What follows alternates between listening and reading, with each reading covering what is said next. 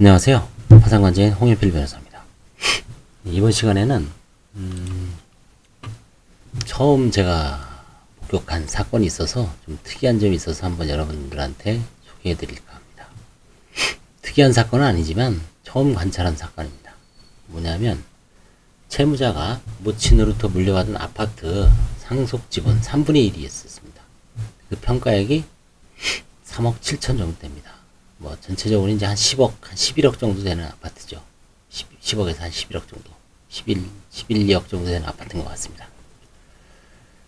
이제 채권자가 강제 경매를 신청했습니다. 지분 3분의 1에 대해서. 잘 안 팔리죠.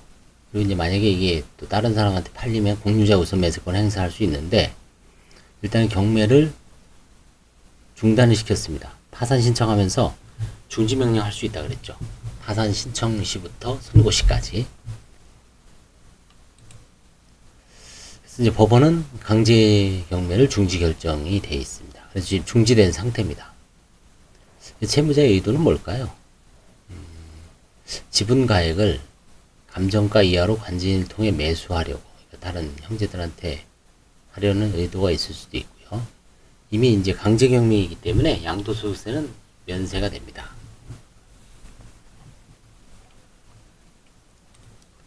즉 채무자는 아마 그 3분의 1을 다른 사람이 사서 가족 내에 어떤 또 분란이 일으킬까봐 일단은 변호사를 통해서 중단을 시키고 중지명령을 받아서 강제 그 집행법원에 중지결정을 내고 일단 중단된 상태입니다. 뭐 무효가 된 건 아닙니다. 취소가 된 거나 뭐 기각된 건 아닙니다. 일단 스톱된 상태입니다. 그럼 이제 관제인이 어떤 조치를 할 수 있냐? 일단 중지시킨, 왜 그렇게 중지했습니까? 그 의도를 좀 파악을 해보고,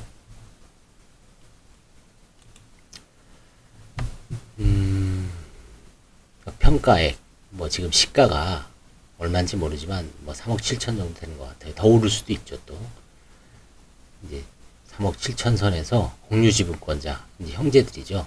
매수할 의향이 있으면 그 가액으로 좀 매도하는 거죠. 관제인이. 그리고 이제 경매는 취소하면 경매는 기각됩니다. 그때는 제가 한번 해봤습니다. 포항에 있는 거.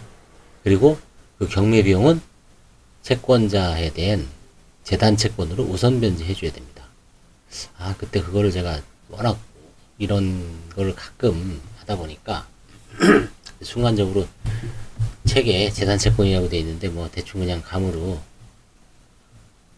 그냥 깜빡하고 무시하고 배당을 했더니 결국은 이제 그 대부 회사에서 전화가 오죠. 아니 당신 뭐 하는 거냐? 이게 다 예전에 다른 관제인들은 저 재단 채권으로 우선 변제해 주는데, 그래서 찾아봤더니 진짜 재단 채권이다. 그래서 배당 딱 중단하고 돈 주기 바로 직전에 스톱 하고 일단 비용 경매 비용이 한 200 몇만 원 나왔을 거예요. 취하를 해서 200 몇만 원 아니고 한 100 몇만 원. 일부 돌려줬죠. 취하하니까. 근데 그 못 돌려받은 돈, 예를 들어서 200을 경매 비용을 연합을 했는데 뭐 70배니 못 돌려받았다. 그러면 130을 좀 재단 채권으로 인정해 달라는 거죠. 재단 채권으로 해줘야 됩니다. 그 다음에 이제 세 번째는 가족들은 또 싸게 먹으려고 할 수도 있죠. 3억 7천이 아니라 뭐 어쩌고저쩌고 해서 또 뭐 3억, 2억 5천 이럴 때는 또 너무 싸게 나서려고 하면 채권자의 이익을 위해서 뭐 어쩔 수 없이 경매를 그냥 속행 신청을 합니다. 경매를 진행해 주십시오라고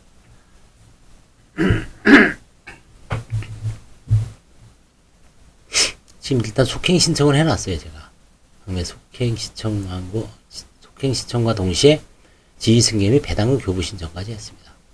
강제 경매를 속행 신청하면 굳이 뭐 동시에 지휘승계 및 배당금 교부 신청을 안 하더라도 이번에 책을 보니까 그냥 속행 채권자인 관제인에게 지급해야 된다라고 책에 명확하게 나와 있습니다. 근데 통상 혹시 모르니까 지휘승계 및 배당금 교부 신청을 같이 하죠. 아무튼 뭐 좀 지분 경매가 흔치 않죠. 특히 아파트.